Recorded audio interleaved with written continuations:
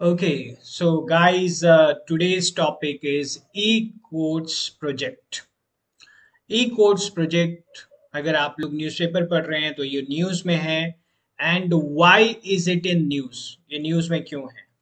Because the most important point over here is कि national policy and action plan जो है, ठीक है, उसके तहत जो information and communication technology ICT जो है इंडियन जुडिशरी का, उसने ये एक डिसीजन लिया था 2005 में, जो कि एक ई कमेटी के द्वारा आया था कि सुप्रीम कोर्ट ऑफ इंडिया जो है विद विजन कि ये ट्रांसफॉर्म करेगी इंडियन जुडिशरी।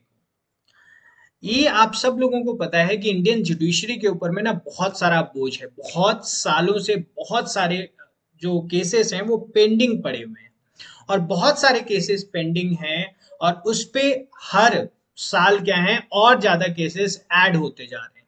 तो कहीं ना कहीं एक नया तरीका निकालना था, क्योंकि देखिए कोर्ट रूम्स जो हैं वो तो बहुत लिमिटेड होंगे, और उसके बाद में हमारे बहुत बार क्या होता था कि जजेस वगैरह जो हैं वो भी कुछ जगह ही लिमिटेड हो पाते थे, बाकी जगह नहीं हो पाते थे।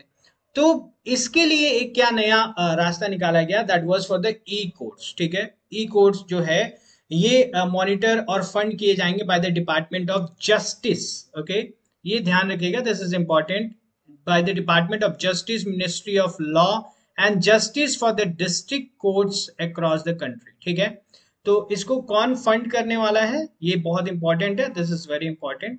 तो ये याद रखेगा, by the Department of Justice, Ministry of Law and Justice for the district courts across the country. Okay, that's for e-courts. Now, सबसे इंपॉर्टेंट पॉइंट यहाँ पे ये याद रखिएगा कि फरीदाबाद में हाई कोर्ट ऑफ पंजाब और हरियाणा मिलके अपना पहला फर्स्ट वर्चुअल कोर्ट, या फिर आप जिसे ई कोर्ट कहते हैं, वो लॉन्च कर दिया है। कहाँ पे? फरीदाबाद में। ये जो है ये किससे डील करेगा? This will deal with the traffic challan, जो केसेस होते हैं क्रॉस द स्टेट, उससे ये डील करेंगे। ठीक है, और ये सुप्रीम कोर्ट ऑफ इंडिया जो है ना, उसकी गाइडेंस के अंदर में जो ई कमिटी है उसके तहत ये प्रोग्राम जो है वो लॉन्च हुआ है।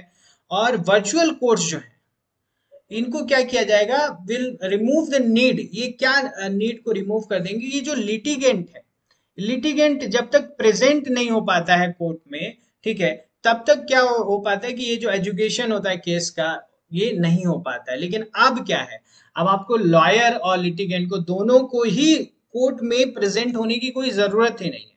और ये कैसे हो पाएगा? इट्स अब with the help of information and communication technology ICT जो है उसके द्वारा। अब ई कमिटी जो है जिसकी अभी हम लोग बात कर रहे थे, ठीक है, ये आप देख सकते हो लोगो इसका, यतो धर्मस्ततो जया। ठीक है, ई कोर्ट्स इंडिया जो है उसके बारे में है। तो ई कमिटी जो है ये क्या है? एक बॉडी है। ठीक है, गवर्नमेंट ऑफ इंडिया ने ये बॉडी कंस्टिट्यूट की है। ठीक है, और ये एक्चुअल में है किसके लिए? It has been formulated for what? For the computerisation of Indian judiciary. किसके लिए? कि कंप्यूटराइज किया जाए इंडियन जुडिशरी को, एंड ये जो टेक्नोलॉजी है, ये जो कम्युनिकेशन है, इसका यूज किया जाए, हमारी जो न्यायिक व्यवस्था है उसमें इसका यूज किया जाए। ई कमेटी जो है वो सेटअप की गई थी 2004 में। ठीक है, और ये एक गाइड मैप प्रोवाइड करने के लिए, ठीक है, और उसका आज आप देख रहे हो कि 2004 में सेटअप करने के बाद में टुडे यू कैन सी कि उसकी एग्जिस्टेंस जो है वो सच में कुछ कार्य वगैरह करना स्टार्ट कर रही है। ओके, और इसका जो भी एक्सपेंडिचर है, जो भी ई कमेटी से रिलेटेड है, जो भी इसकी सैलरी होंगी, जो भी इसके अलाउंसेस होंगे, चेयरमैन के, मेंबर्स के, सपोर्टिंग स्टाफ के, ये सारे के सारे बजट के अंदर सुप्रीम कोर्ट ऑफ इंडिया के द्वारा सैंक्शन किए जाएंगे। ठीक है, तो ये भी याद रखिएगा, this is also important. Now project जो है इसका ऑब्जेक्टिव क्या है, इसका उद्देश्य क्या है? सबसे इंपॉर्टेंट जो उद्देश्य है वो है कि आपको एक एफिशिएंट और एक टाइम बाउंड आपको क्या मिले, कि आपको डिलीवरी मिल पाए जस्टिस की। ठीक है, कि अभी तक क्या होता था कि टाइम बाउंड वाला जो सिस्टम है ना, ये ऐसा माना जाता है कि एक बार कोर्ट में केस चला गया तो इसका मतलब सालों चलेंगे। ठीक है, तो यहाँ पे थोड़ा सा इस चीज को बदलने के ऊपर में ध्यान दिया जाएगा। दूसरा क्या है कि एक नया सिस्टम जो है, एक नया सपोर्ट सिस्टम है, उसको डेवलप और इंस्टॉल किया जाएगा। ई कोर्ट है तो उसमें एक नया सिस्टम उस हिसाब से लेकर आना चाहिए। तीसरा जो पॉइंट है वो क्या है कि ट्रांसपेरेंसी जो है, ठीक है, और एक्सेसिबिलिटी जो है इंफॉर्मेशन की, ट्रांसपेरेंसी की, एक हिसाब से आपको पारदर्शिता दिखेगी, ऑनलाइन हो रहा है सब कुछ, एवरीवन कैन सी इट, ठीक है। और दूसरा जो इंफॉर्मेशन है, अब क्या पहले क्या होता था, वो पेपर में बांध के रखा गया, वो कहाँ रखा गया, नए जज आ रहे, पुराने जज आ रहे हैं, फिर से नया पढ़ेंगे। अब क्या everything is available on the net, everything is available on the web, जिसको जो भी उस केस से रिलेटेड है वो इन इंफॉर्मेशंस को, वो जो भी स्टेक होल्डर्स है वो इन इंफॉर्मेशंस को कहीं से भी ग्रास्प कर सकते हैं। और चौथा पॉइंट क्या है कि जुडिशियल प्रोडक्टिविटी को इंक्रीज करना है, क्वांटिटेवली और क्वालिटेवली भी, ठीक है। तो गुणवत्ता तो बढ़ाना ही है, लेकिन साथ साथ में जो इतने सारे केसेस पेंडिंग है इतने सालों से, उन्हें भी बहुत जल्दी जल्दी खत्म करना है। और ये क्या हो जाएगा, ये देखिए अफोर्डेबल भी बनाएगा, एक्सेसिबल भी बना देगा, कॉस्ट इफेक्टिव, प्रेडिक्टेबल, रिलायबल, और साथ साथ में अंतिम पॉइंट जो था ट्रांसपेरेंसी का, वो तो हम बात कर ही चुके हैं, ठीक है। अब पार्लियामेंट्री स्टैंडिंग कमेटी जो है पर्सनल पब्लिक ग्रीवियंसेस की, लॉ एंड जस्टिस, इसने क्या किया है, इसने रिसेंटली एक रिपोर्ट दी है। What is the report? Report is about the functioning of the virtual courts proceeding through video conferencing, and that is why we are reading this news, ठीक है। That is why we are doing this topic, क्योंकि ये इसी कारण से news में कि parliamentary standing committee ने इसके बारे में दिया है। And this is the first report, ये पहली रिपोर्ट है which has been presented by any parliamentary panel on the impact of pandemic, ठीक है। Now, as part of the national e-governance plans के तहत में हम लोग देख सकते हैं कि ये जो है आईसीटी के तहत इसे बनाया गया है, और ई कोड जो है इंटीग्रेटेड मिशन मोड जो है, ये आपको अंडर इस प्रोजेक्ट के अंदर में 16,845 कोड्स जो है लगभग अक्रॉस द कंट्री ये कंप्यूटराइज किए गए हैं, और उसमें अलग सॉफ्टवेयर कंपेटिबिलिटी और बाकी जो इंटरपोलेबिलिटी है वो डाली गई है। अब इसके एडवांटेजेस क्या होने वाले, की एडवांटेजेस क्या होने वाले, तो जैसे हम लोगों ने देखा है कि की एडवांटेजेस जो होंगे वो क्या होंगे, इलेक्ट्रॉनिक कोर्ट अगर हो जाएगा तो जस्टिस जो है, मैकेनिज्म जो है वो क्या हो जाएगा, वो ट्रांसपेरेंट हो जाएगा, एफिशिएंट हो जाएगा, एफोर्डेबल हो जाएगा, टाइम सेविंग हो जाएगा, सारी चीजें हो जाएंगी। बैकलॉग जो है, जो पुराने केसेस पेंडिंग पड़े हैं, वो भी जल्दी जल्दी अब आप सुलझा पाएंगे, और नए जो केसेस हैं वो तो खैर आप जल्दी सुलझाएंगे, ठीक है। और एंटायर जो भी इंफॉर्मेशन है, पूरा का पूरा जो इंफॉर्मेशन है वो अवेलेबल होगा ऑनलाइन, ठीक है। अब ये जो अटॉर्नीज हैं, जो पार्टीज हैं, जो जनरल पब्लिक हैं, ये इंटरनेट से ये पूरा इंफॉर्मेशन ले सकते हैं, ठीक है। रजिस्टर्ड अटॉर्नीज जो है ये फाइल कर सकते हैं केस डॉक्यूमेंट को बिना अपने ऑफिस गए हुए, अपने घर से, है ना। ये इनको कोर्ट जाने की जरूरत नहीं, अगर इनका कोई प्राइवेट ऑफिस है तो ये वहां से भी काम कर सकते हैं, ठीक है। इनको पोस्टेज की डिफर नहीं, ये पोस्टेज वगैरह की फिक्र नहीं करनी है, ट्रैफिक की फिक्र नहीं करनी है, कोई कंजेशन या मैसेंजर सर्विसेज के बारे में नहीं सोचना है, ठीक है। तो ये सारी चीजें इनको नहीं देखना है। और ई कोर्ट्स जो है ये हेल्प करेंगे कंप्यूटराइजेशन ऑफ वर्क फ्लो के बारे में, ठीक है। तो ये क्या हेल्प करेगा कि एक बेटर कोर्ट, एक बेटर केस मैनेजमेंट सिस्टम बनेगा, और वीडियो कॉन्फ्रेंसिंग फैसिलिटी के साथ में क्या हो जाएगा कि जो आई विटनेसेस जो पहले नहीं आ पाते थे, बहुत सारे ऐसे होते थे ना, चश्मदीद गवाह जिसे आप बोलते हैं, वो नहीं आ पाते थे क्योंकि उनकी एज मान लीजिए उतनी नहीं है, या फिर वो किसी दूसरे राज्य में चले गए, कहीं और ट्रैवल करके चले गए, तो अब वो भी क्या कर पाएंगे, वो भी अपने आप को रिकॉर्ड कर पाएंगे, वो भी इसमें पार्टिसिपेट कर पाएंगे। दिस इज वेरी इंपॉर्टेंट, ठीक है ना। यहाँ पे कुछ पिक्स हैं आप सब लोगों के लिए, तो थोड़ा सा हम लोग ध्यान देंगे। जैसे ये फर्स्ट वाला जो है, so you can see over here what they are saying कि ये ecourts.gov.in में जब आप जाओगे तो यहाँ पे आप अपना राज्य देख सकते हो, यहाँ पे फिर आप अपना स्टेट देख सकते हो। I just do it once again for you ताकि आप लोग देख पाए, ध्यान से देखिएगा ऊपर में, ठीक है। तो सर्कल किया गया, वहां पे फिर आप कोर्ट अपना देख सकते हो, और उसके बाद में आपका केस का स्टेटस क्या है, कोर्ट का ऑर्डर क्या मिला है, केस का लिस्ट क्या है, सीएनआर नंबर वगैरह क्या है, ये सारी इंफॉर्मेशन जो है ये आपको यहाँ से मिल जाएगी, ठीक है।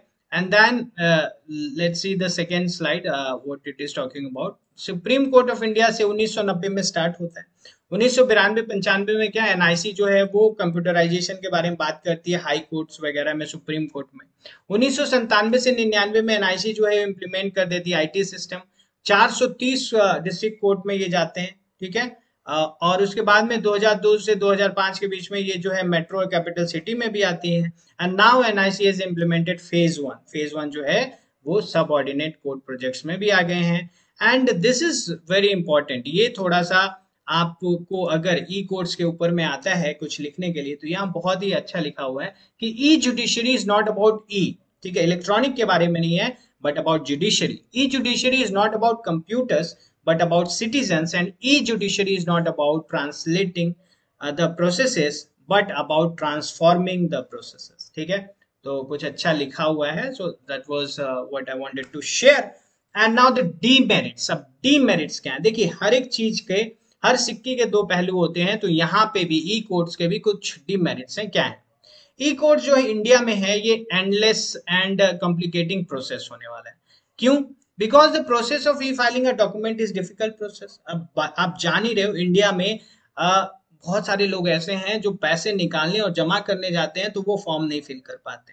तो इसका जो फॉर्म होगा, ये जो डॉक्यूमेंट फाइल करना होगा, ये डिजिटल फॉर्मेट में आप करोगे, तो this can be really troublesome. Now second, lack of techno legal expertise. ये जो है, ये मेन रीजन हो जाएगा for the poor status of e court in India. ठीक है, बिकॉज टेक्नो लीगल एक्सपर्टीज जो है वो इलेक्ट्रॉनिक कोर्ट्स में जब तक नहीं हो जाते अच्छे, तब तक वो एस्टेब्लिश नहीं हो पाएगा अच्छे से. ठीक है, उसके बाद क्या है, कंट्री को बहुत सारे टेक्नो लीगल ई कोर्ट सेंटर्स बनाने होंगे ताकि ये सक्सेसफुल हो पाए. कैसे? जैसे मान लीजिए कोई एक गांव का आदमी, या एक गांव की बात करते हैं, वहां पे तो उसके पास में कंप्यूटर सिस्टम, उसके पास में वाईफाई, उसके पास में बाकी चीजें नहीं होंगी, तो उसको तो आप एक सेंटर प्रोवाइड करके दोगे ना. जब आप बात करें कि कोर्ट रूम में नहीं आना है, तो आपको एक कहीं तो उसके गांव के आसपास में एक सेंटर बना के देना होगा, जहां पे वो जाके क्या कर पाए, जहां पे जाके वो बाकी कोर्ट की जो प्रक्रिया है उसमें शामिल हो पाए. ओके, अब इसके बाद में क्या है, एक्सपेंडिचर बहुत बड़ा होने वाला है, खर्च जो है वो बहुत बड़े होने वाले, क्योंकि बहुत सारे कंप्यूटर्स की जरूरत है, आपको वाईफाई वगैरह, इंटरनेट कनेक्शंस और भी बहुत सारी चीजों की जरूरत है. ठीक है, अब द लास्ट पॉइंट जो ये हमेशा है कंप्यूटर के साथ में, that's about hackers. What if कि कोई हैकर जो है वो बहुत स्ट्रांग हो and he hacks some of the case, वहां पे जाके कुछ पेपर्स वगैरह चेंज कर दे, कोई चेंजेस ले आए, तो ये कुछ चीजें हैं जो ध्यान में रखनी है. एनीवेज, इसी के साथ में हमारा जो टॉपिक था ई कोर्ट्स का वो खत्म होता है. 5 क्वेश्चन है इसी से रिलेटेड, आप सब लोगों को समय मिलेगा लगभग लगभग 5 से 10 सेकेंड का जवाब देने के लिए. तो बताइए पहला क्वेश्चन जो है इसका जवाब क्या होगा. तो the question is, a virtual court is a concept aimed at eliminating the presence of litigants or lawyers in the court and education of the case online. तो वर्चुअल कोर्ट जो है ये कंसेप्ट इसलिए है ताकि ये जो लिटिगेंट्स हैं, ठीक है, ये जो अभियुक्त हैं, ये चाहे प्रेजेंट हो या ना हो, या फिर ये जो लॉयर है, ये जो वकील जो है, ये प्रेजेंट हो या ना हो, फिर भी कार्यवाही जो है वो ऑनलाइन चल पाए. That's number 1. Number 2, the expansion of E courts will ensure easy access to justice at affordable courts of all section of society. E courts जितना ज्यादा बढ़ेगा तो इजी एक्सेस मिल पाएगा न्याय का, अफोर्डेबल कोर्ट्स भी मिल पाएंगे समाज के हर एक सेक्शन. ठीक है, तो आपको बताना है कि इसमें से क्या सही है. दोनों सही है, एक भी सही नहीं है. C only 1 is right, D only 2 is right. ठीक है, गाइस बताइए what is the right answer. All the very best to all of you. All the very best, and the right answer over here is, what is the right answer guys? The right answer over here is A, both. ठीक है, तो virtual court is concept aimed at eliminating the presence of litigants. हम लोगों ने बात किया था slides में, अगर आप लोगों को याद हो, कि अब जो अभियुक्त हैं उनको, जो लॉयर्स हैं उनको प्रेजेंट होने की कोई जरूरत नहीं है. और दूसरा, ई कोर्ट्स जो है, इनके कारण से क्या हो जाएगा, जस्टिस जो है ये अफोर्डेबल हो जाएगी. Okay, question number 2. E-Courts project is a mission mode project undertaken by the Department of Justice, Government of India. क्या ऐसा है? E-Courts project जो है इनको अंडरटेक किया गया है गवर्नमेंट के जो डिपार्टमेंट ऑफ जस्टिस है उसके द्वारा. वेल, ये भी हम लोगों ने पढ़ा था, अगर आप लोग थोड़ा सा याद करें कौन से डिपार्टमेंट का नाम था. एंड न्याय कौशल क्या है? The first ever e resource centre and virtual courts for traffic and transport enable speedy justice for litigants called Nyay Kaushal. तो क्या Nyay Kaushal is the right answer? It is the first ever e-resource center. ठीक है, तो well, what is the right answer guys? A both, B none, C only 2 या D only 1. बताइए क्या है right answer?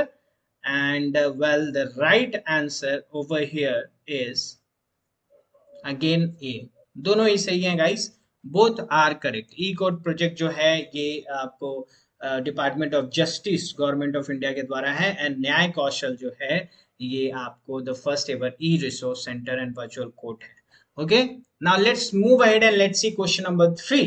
An e-filing system, that is version 1.0, has been rolled out for the electronic filing of legal paper. क्या ये सही है? एक e-filing system जो है version 1.0 ये roll out किया गया है. That's number 1.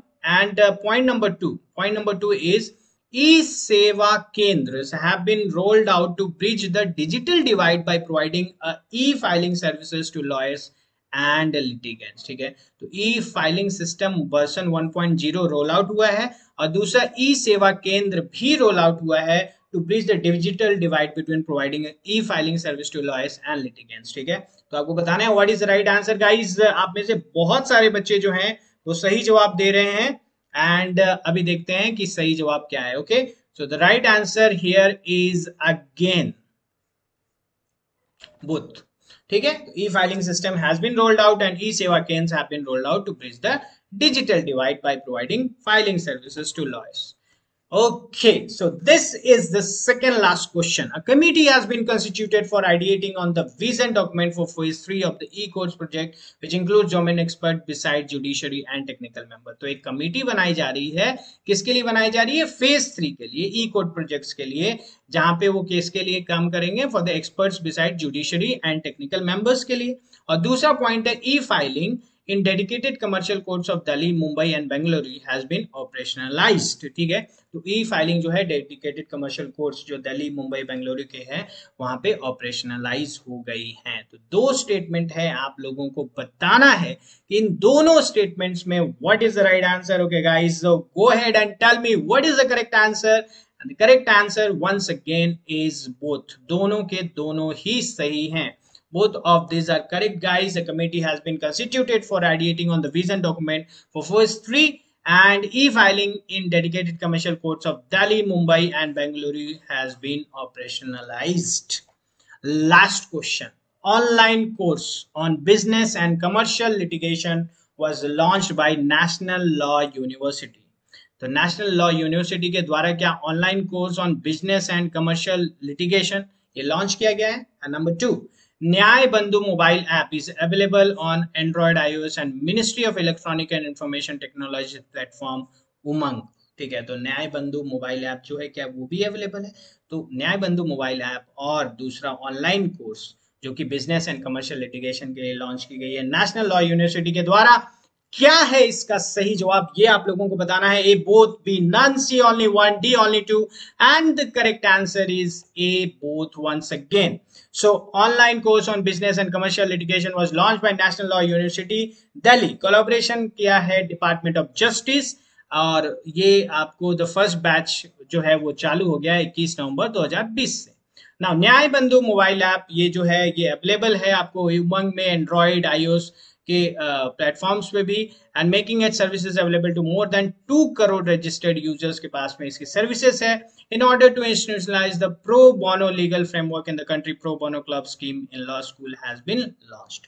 ठीक है, तो ये याद रखिएगा, न्याय बंधु या फिर pro bono legal services that has been launched by the Department of Justice, Ministry of Law and Justice, Government of India के द्वारा.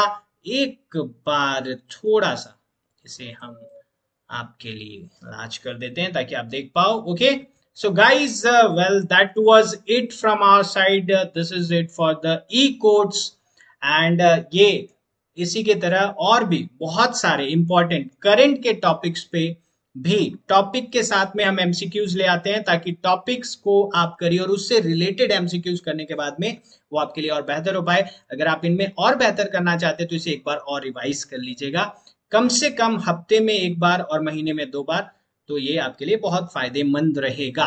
We'll be back again with static and current topics with MCQs. अगर आप लोगों को हमारा initiative अच्छा लग रहा है then do join our Let's Change It initiative, जहां पे हम एजुकेशन सिस्टम को चेंज करने का एक प्रयास कर रहे हैं और वो सिर्फ और सिर्फ आपके साथ से ही हो सकता है, आपके कारण ही हो पाएगा. You can join us on different platforms. Please like, share and subscribe if you do like it. और अगर नहीं पसंद आए तो प्लीज हमें कमेंट करके बताइए what we can do better. And आपके समय और आपके कैरियर से ज्यादा इंपॉर्टेंट कुछ भी नहीं है। आपने हमें अपना बहुमूल्य समय दिया, उसके लिए बहुत बहुत बहुत धन्यवाद। Thank you so much. Will meet again in another class.